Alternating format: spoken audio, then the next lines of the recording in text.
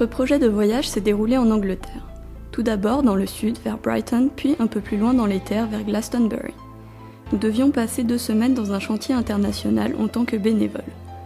Le chantier était organisé par Concordia, une association ayant pour but de promouvoir la paix, la tolérance, la solidarité et la rencontre. Il avait lieu dans une école pour une partie de la semaine et dans un jardin collectif pour la deuxième partie. Le second lieu de notre séjour était une ferme, Conbury Farm, où nous avons travaillé de façon bénévole également. Nous sommes partis à 2, moi-même Lila et mon copain Tom. Nous avons tous les deux 18 ans. Le projet n'a pas été facile à monter et il nous a fallu y réfléchir longuement car il n'était pas aisé de trouver une ferme dans laquelle nous pourrions travailler. Nous avons d'abord eu de nombreuses réponses négatives car il y a beaucoup de gens intéressés par cette activité pendant le mois de juillet. Afin de faciliter nos recherches, nous sommes passés par une organisation appelée WWOF, signifiant World Wide Opportunities on Organic Farms, regroupant donc des fermes biologiques accueillant des volontaires étrangers. C'était important pour nous de partir en tant que volontaires car il nous tenait à cœur de pouvoir aider et participer à un projet, que ce soit avec l'école, le jardin ou la ferme.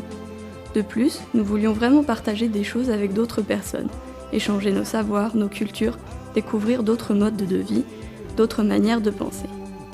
Nous avons choisi l'Angleterre pour le bonus de la langue, cela nous permettait de progresser, mais aussi parce que c'est un pays proche que l'on croit du coup assez similaire au nôtre, du point de vue du mode de vie et même de la culture, mais qu'en partant un mois là-bas, on se rend compte que cela n'a vraiment rien à voir, aussi près soit le pays géographiquement. Lorsque nous sommes arrivés à la première étape de notre projet, nous avons rencontré les quelques personnes qui allaient partager notre vie pendant les 2 semaines qui allaient suivre. Les 8 autres volontaires et notre coordinatrice locale chargée de l'organisation globale du séjour. Nous étions donc avec des gens de nationalités diverses. Des Italiens, Espagnols, une Belge, mais aussi un Turc, un Indonésien et une Coréenne. Ils nous ont paru tout de suite très sympathiques et nous avons très vite commencé à créer des liens. L'organisation n'était pas évidente, que ce soit pour la cuisine, la vaisselle ou encore le rangement, car nous étions nombreux. Nous devions aller faire des courses presque tous les jours. Nous avions décidé ensemble de faire chacun un repas traditionnel de notre pays, pour ainsi faire partager nos cultures respectives, découvrir des plats, échanger les recettes et surtout se régaler. L'atmosphère était réellement agréable. Nous faisions régulièrement des jeux ensemble et de cette manière nous en avons découvert beaucoup. Lors du premier jour de travail, nous avons chacun choisi la classe dans laquelle nous voulions intervenir. J'ai choisi les maternelles, des enfants de 5 ans. La professeure m'a proposé de faire une activité ayant pour but d'apprendre quelques mots de français aux enfants. J'avais de petites figurines animaux et un foulard étalé sur le sol. J'allais chercher les enfants qui jouaient à l'intérieur ou dans la cour et, un par un, je discutais avec eux, nous faisions connaissance puis je leur demandais de poser une figurine sur le foulard et je leur disais le nom de l'animal en français. Une fois qu'ils l'avaient fait plusieurs fois, c'est moi qui mettais l'animal sur le foulard et l'enfant devait essayer de se rappeler de son nom. Certains enfants étaient très réceptifs à l'activité et voulaient repasser plusieurs fois, tandis que certains refusaient tout d'abord d'ouvrir la bouche. Je devais avec cela faire preuve de plus de persévérance afin de les mettre en confiance, ceci en essayant de les faire parler d'eux, de créer des relations entre l'activité et ce qui leur était familier, avec des questions du genre « Est-ce que tu as un animal à la maison ? Quel est son nom ?» etc.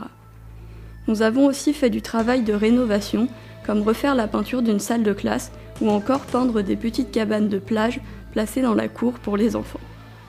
Dans le jardin, The Forest Garden, nous avons fait diverses choses durant la semaine, de la plantation de choux-fleurs au déterrage de troncs, de la confection de pizzas dans un four à bois à la remise en état d'une allée, du désherbage au montage de serres, il y avait tout pour nous occuper. Nous commencions le travail à 9h et finissions à 15h, heure de fin des cours pour les enfants. C'est aussi le genre d'activité que nous avons exécuté à la ferme, dans la deuxième partie de notre séjour, avec en plus le ramassage de groseilles, le coupage et le rangement de bois, le déplacement de sacs de terreau ou encore le retournement de compost. Quand nous sommes arrivés dans cette ferme, nous avons tout de suite été accueillis comme si nous étions une partie de la famille. Les propriétaires étaient très amicaux. Nous avons attendu le 3e volontaire qui devait arriver le lendemain pour visiter la ferme, qui était une petite ferme avec quelques moutons, des fruits et des légumes. Nous travaillions de 9h du matin à 17h l'après-midi, avec bien sûr une pause pour manger, si bien que nous étions investis dans le travail toute la journée. Nous mangions tous les repas avec la famille.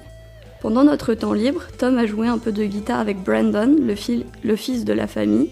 Nous étions logés dans une petite cabane dans le jardin juste à côté de la grande maison principale. Donc nous étions indépendants, mais nous n'allions dans notre chambre que le soir, lorsque nous nous couchions. Nous vivions comme faisant partie intégrante de la famille. Nous aidions à faire à manger, à mettre la table, nous participions au débat.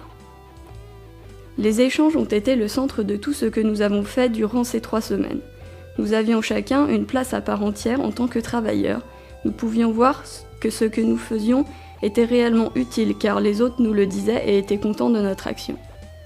Après ce voyage, je peux dire que la notion de tourisme solidaire me parle beaucoup plus qu'à mon départ.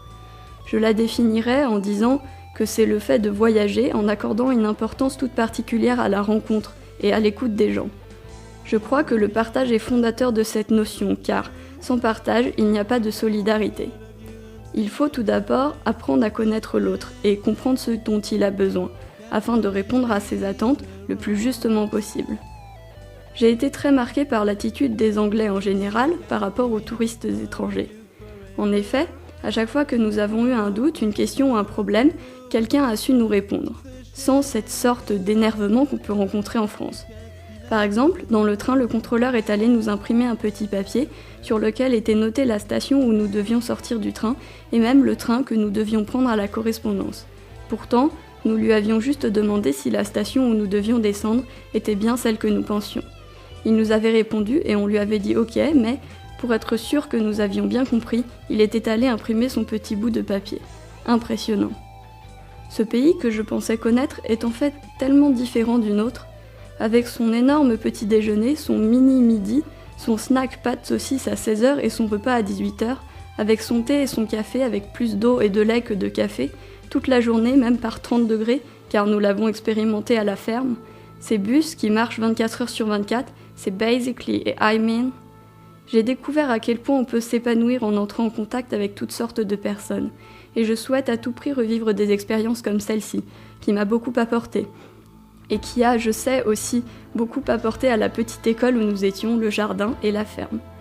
Maintenant, je sais que j'hésiterai moins à aller vers les gens durant les voyages, car cela ouvre la porte à plein de choses, toutes meilleures les unes que les autres. J'ai aussi découvert combien il est agréable de partir sans voiture, sans ordinateur, avec seulement son sac et sa curiosité, comptant uniquement sur les trains, les bus et les métros. J'encouragerai tous ceux qui m'en parleront à se lancer dans ce genre de projet, car c'est réellement une expérience importante qui permet de se surpasser. Pour ma part, j'ai rencontré lors du chantier de Concordia un Indonésien qui est lui-même organisateur de chantiers internationaux dans son pays. Donc, prochaine étape, chantier en Indonésie, avec ses 17 504 îles, ses éléphants, bref, un autre monde.